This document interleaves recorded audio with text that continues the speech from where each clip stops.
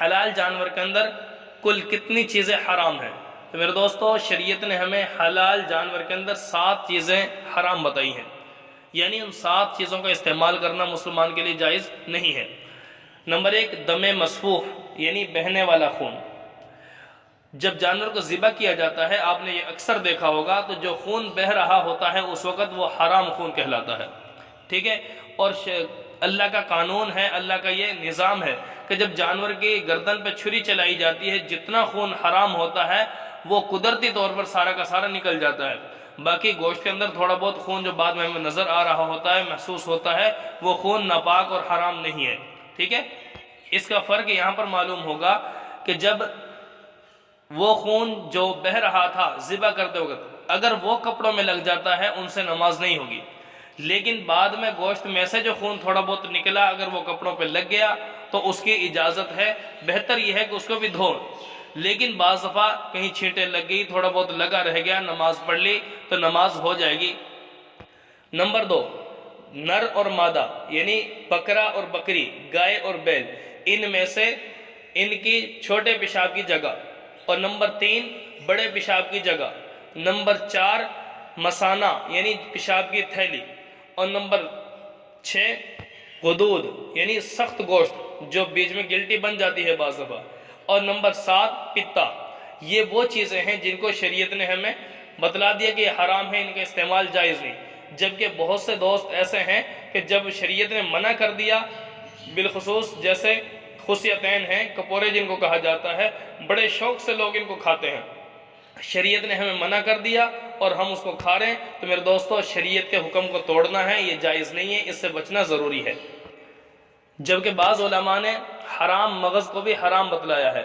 حرام مغز کون سا؟ جو ریڑھ کی ہڈی میں سفید دودھ نما وہ جو ہوتا ہے مغز سا، اس کو بھی حرام لکھا ہے علماء نے، اس سے بھی بچنا چاہیے۔ جو ریڑھ کی ہڈی میں گردن تک ہوتا ہے، اس کا استعمال بھی ٹھیک ہے نہیں ہے، اسے بچنا زیادہ بہتر ہے۔ صرف یہ 7 چیزیں ہیں جن کو شریعت نے منع کر دیا، اور اس کے علاوہ بعض لوگ اوجڑی کو بھی حرام کہتے ہیں۔ میرے دوستو، اوجڑی حرام نہیں ہے، اوجڑی حلال ہے، کھانے میں کوئی حرج نہیں۔ رہی یہ بات کہ وہ لوگ بعض جو کہتے ہیں کہ بھی حرام ہے، وہ صرف طبیعت کی وجہ سے نہیں، دل مانتا جن کا وہ نہ کھائیں، لیکن شریعت کے مسئلے کو نہ بدلیں، ٹھیک ہے۔ ایک اصول یاد رکھیں زندگی بھر کے لیے، طبیعت اور شریعت میں فرق ہے، طبیعت اور ہے، شریعت اور ہے۔ تو طبیعت اور شریعت کے اندر فرق یہ ہے کہ شریعت نے اجازت دے دی جس کام کی، تو طبیعت اگر مانتی ہو تو کر لیں، اگر نہیں مانتی تو نہ کریں۔ تو شریعت نے اجازت دے دی کہ اوجڑی حلال ہے۔ اس کی دلیل کیا ہے؟ دلیل یہ ہے کہ جن چیزوں کو منع کیا گیا ہے، واضح طور پہ لکھا ہے کہ یہ چیزیں حرام ہیں، ان چیزوں میں اوجڑی کا ذکر نہیں فرمایا۔ اگر اوجڑی بھی حرام ہوتی تو اس کا ذکر بھی وہاں پر فرما دیا جاتا۔ تو نبی کرم صلی اللہ علیہ وسلم کی تعلیم نے ہمیں یہ بتلایا کہ صرف وہ 7 چیزیں حرام ہیں، اوجڑی ان میں شامل نہیں ہے، تو لہٰذا جو افراد کھانا چاہیں وہ کھا سکتے ہیں اس کو، لیکن جو نہیں کھاتے، جن کا دل نہیں مانتا، تو میں نے بتا دیا کہ شریعت اور ہے، طبیعت اور ہے۔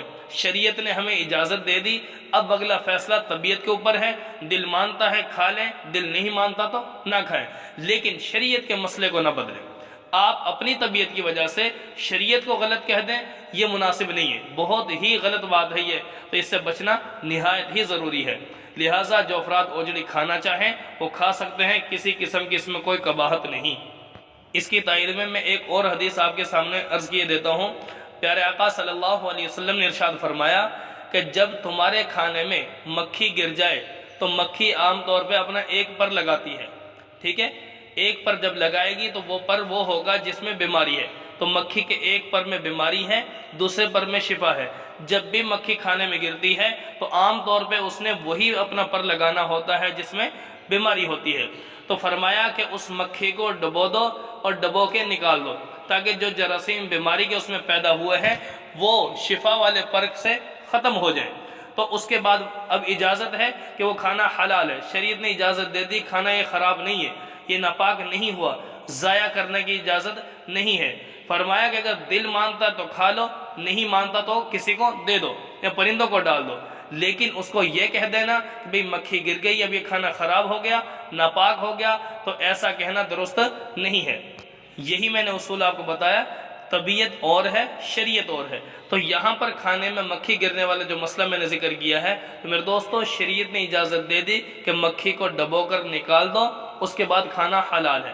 اگلی بات طبیعت کے اوپر آگئی، اب آپ کی طبیعت مانتی ہے تو کھا لیں، نہیں مانتی تو نہ کھائیں، لیکن آپ اپنی طبیعت کی وجہ سے کسی مسئلے کو بدل دیں، اس پر غلط فتویٰ لگا دیں، اس کی شریعت اجازت نہیں دیتی، اس سے بچنا ضروری ہے۔